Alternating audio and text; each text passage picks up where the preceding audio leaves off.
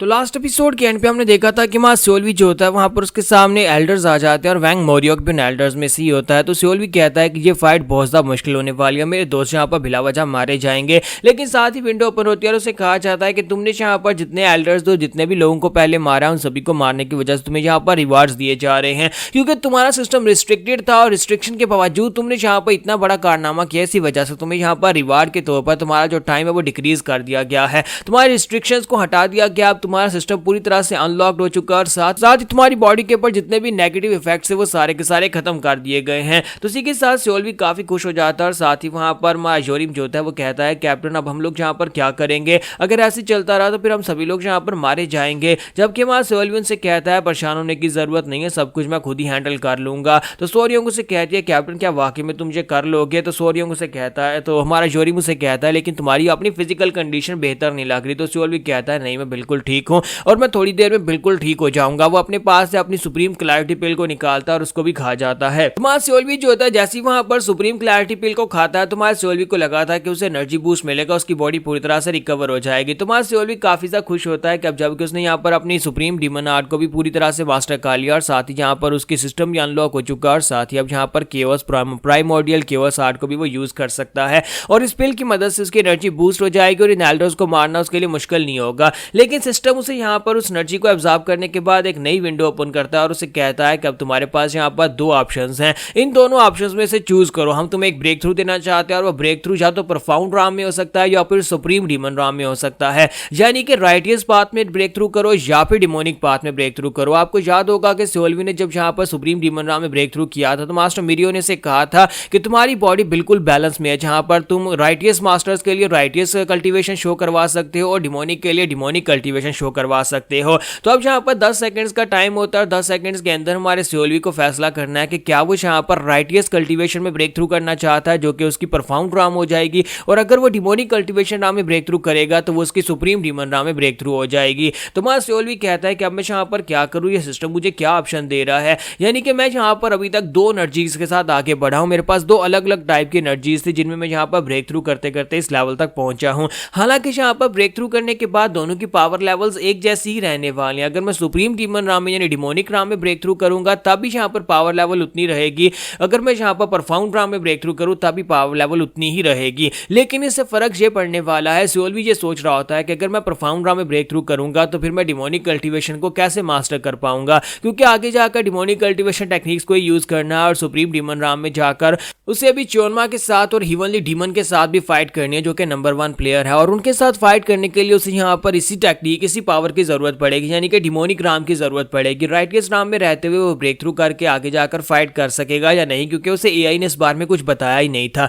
तो बस सियोलवी सोच रहा होता है कि ऐसा पॉसिबल है कि मैं यहाँ पर चियोनमा और साथ में हिवनली डीमन को राइटियस राम में ब्रेक थ्रू करते वक्त राइटियस राम की हाईएस्ट लेवल को अचीव करके हरा सकूं, क्योंकि ये सिस्टम जो है ये हिवनली डीमन का सिस्टम है जिसमें यहाँ पर डिमोनिक कल्टीवेटर के तौर पर प्लेयर्स को लिया गया है और वो डिमोनिक कल्टीवेशन के साथ ही आगे बढ़ रहे हैं। तो वो यही सोच रहा होता है कि अब मैं यहाँ पर करूंगा क्या, कि मैं यहाँ पर कौन से रास्ते को चूज करूं, कहीं ऐसा ना हो कि मैं राइटियस पाथ को चूज कर लूं और उसके बाद मेरे आगे के सारे ऑप्शंस बंद हो जाए और मुझे फिर से अपनी लाइफ को रीस्टार्ट करना पड़े। अगर मैं यहाँ पर डिमोनिक पाथ को चूज करता हूं तो डिमोनिक पाथ के साथ मेरा ब्रेक थ्रू हो जाएगा और फिर मैं यहाँ पर अपनी राइटियस पाथ को खो दूंगा। तो वहां पर टाइम तो गुजरता जा रहा था, उसके सेकंड्स जो होते हैं वो गुजरते जा रहे थे, लेकिन सियोलवी यहाँ पर कुछ सोच नहीं पा रहा था क्योंकि एआई ने उसे इस बारे में कुछ बताया नहीं था। तो सियोलवी कहता है अगर एआई ने मुझे इस बारे में बताया नहीं था तो मैं इसको ऐसे अज्यूम कर लेता हूं कि हो सकता है कि दोनों में से जो भी रास्ता मैं चूज करूंगा इससे कोई फर्क नहीं पड़ता, क्योंकि दोनों का अंत एक ही जगह के ऊपर जाकर होने वाला है। तो मां सियोलवी जो होता है वो कहता है कि लेकिन मैं यहाँ पर बहुत बड़ी मुश्किल और दुविधा में फंस चुका हूँ कि मुझे समझ ही नहीं आ रही करना क्या है।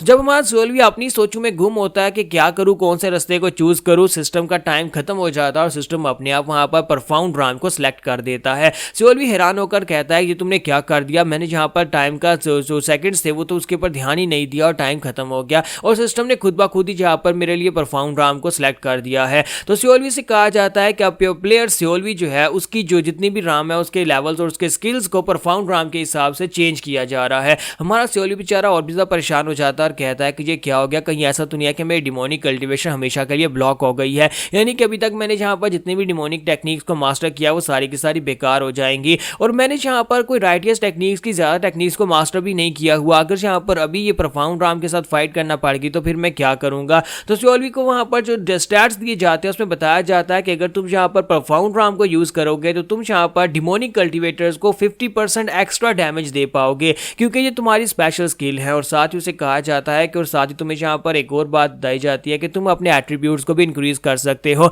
यानी उसके पास जो एक स्पेशल टेक्निक होती है जो ताइजी स्वर्ड आर्ट है, हमारे सोल्वी के पास इस वक्त राइटियस टेक्निक में सिर्फ ताइजी स्वर्ड आर्ट ही है, और स्वर्ड आर्ट भी उसके पास कंप्लीट हो जाती है। उसे अल्टीमेट लेवल तक उसे ब्रेक थ्रू करने के बाद सोल्वी को दे दिया जाता है और उसे कहा जाता है कि तुम जहां पर इस अल्टीमेट स्किल को यूज कर सकते हो। तो सोल्वी कहता है ये तो ताइजी स्वर्ड आर्ट है, मैंने इसको थोड़ा बहुत मास्टर किया था, लेकिन क्या मैं इसे फाइट में यूज कर पाऊंगा। लेकिन साथ ही सोल्वी से कहा जाता है कि और विंडो में कि तुम यहाँ पर अपनी डिमोनिक कल्टीवेशन टेक्निक और अपनी सुप्रीम कल्टीवेशन टेक्निक यानी राइटियस कल्टीवेशन टेक्निक में दोनों में स्विच कर सकते हो। तो सोल्वी इस बात से और भी हैरान हो जाता है, कहता है कि अब इस बात का क्या मतलब है। तो वो साथ ही अपने सिस्टम की तरफ देख रहा होता है, वहां पर लिखा होता है कि प्रोफाउंड राम ऑन है और सुप्रीम डीमन राम ऑफ है। तो सोल्वी समझ जाता है कि यहाँ पर इससे मुझे कोई नुकसान नहीं हुआ बल्कि मुझे फायदा हो गया। मैं अपनी मर्जी से दोनों में से जिसको चूज करना चाहूँ उसको चूज कर सकता हूँ। ये एक फाइटिंग स्टाइल की तरह होगा। अगर फाइट करते वक्त वो इसे एक को ऑन करना चाहता है दूसरे को ऑफ करना चाहता है, वो राइटियस को यूज कर लेगा, वो डिमोनिक कल्टीवेशन टेक्निक को यूज कर लेगा।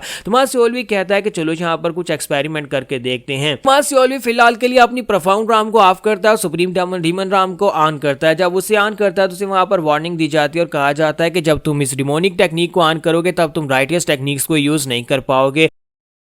और साथ ही उसे कहा जाता है कि तुम यहाँ पर इस टेक्निक के साथ सिर्फ और सिर्फ ऑर्थोडॉक्स यानी राइटियस मार्शल मास्टर्स को 60% तक डैमेज दे सकते हो और डिमोनिक कल्टीवेटर्स के ऊपर इसका असर कम होगा। सोल्वी वहीं पर हंसना शुरू कर देता है और काफी ज्यादा खुश हो जाता है, कहता है तो फाइनली मुझे यहाँ पर कुछ अच्छा मिल गया है। तो मोरियोक उसे कहता है कि लड़के कहीं तुम्हारा दिमाग तो नहीं खराब हो गया, सर पर चोट लगने की वजह से तुम यहाँ पर हंस क्यों रहे हो, आज तुम इतना ज्यादा खुश क्यों हो रहे हो, क्योंकि तुम यहाँ पर मरने वाले हो, शायद इसी वजह से खुश हो रहे हो या फिर तुम ओवर कॉन्फिडेंट हो। तो सोल्वी उसे कहता है कि नहीं, मैं यहाँ पर क्यूरियस हूँ कि तुम्हें यहाँ पर इस बारे में बिल्कुल भी आइडिया नहीं है कि तुम्हारे साथ क्या होने वाला है। तो मोरियोक कहता है कि मैं तुम्हें बताऊंगा तुम्हारे साथ क्या होने वाला है। और इसी के साथ ही मोरियोक जो होता है वहां पर अपनी शामा डिवाइन पाम टेक्निक के साथ आगे बढ़ता है और कहता है कि लड़के मैं तुम्हें मार डालूंगा। जैसे ही वो सोल्वी को मारने के लिए आगे बढ़ता है, सोल्वी इसी के साथ ही अपने डिमोनिक राम को राइटियस राम के साथ स्विच कर देता है ताकि वो यहाँ पर डिमोनिक कल्टीवेटर को 50% डैमेज दे सके। जैसे ही वहां पर प्रोफाउंड राम एक्टिवेट होती है, सोल्वी जो होता है यहाँ पर उसके अटैक्स को अवॉइड करना शुरू कर देता है, क्योंकि ताइजी स्वर्ड आर्ट जो है वो किसी के भी सामने से आने वाली अटैक की ट्रेजेक्टरी को महसूस कर सकती है और वो उसके अटैक्स को बड़ी आसानी के साथ अवॉइड करना शुरू कर देता है।